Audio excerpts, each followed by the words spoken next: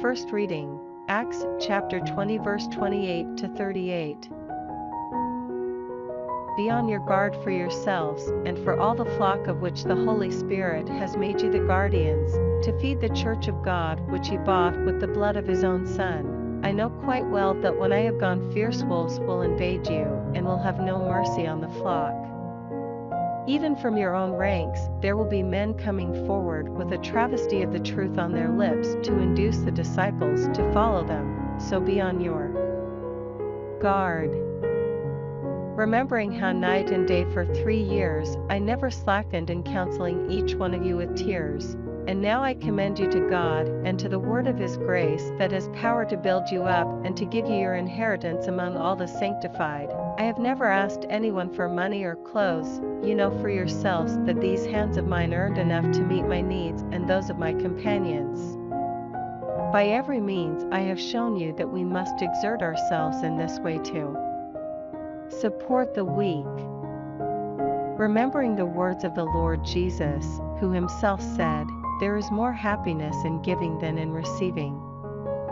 When he had finished speaking, he knelt down with them all and prayed. By now they were all in tears. They put their arms round Paul's neck and kissed him. What saddened them most was his saying they would never see his face again. Then they escorted him to the ship. Responsorial Psalm, Psalms chapter 68 verse 29 to 30, 33 to 35, 35 to 36. From your temple high above Jerusalem.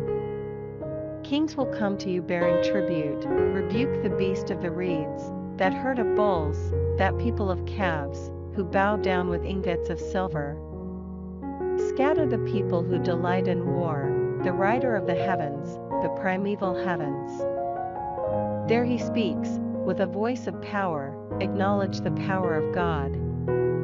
Over Israel his splendor, in the clouds his power, awesome is God in his sanctuary. He, the God of Israel, gives strength and power to his people. Blessed be God.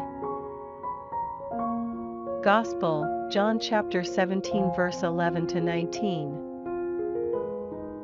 I am no longer in the world, but they are in the world, and I am coming to you. Holy Father, keep those you have given me true to your name, so that they may be one like us. While I was with them, I kept those you had given me true to your name. I have watched over them, and not one is lost, except one who is destined to be lost, and this was to fulfill the scriptures.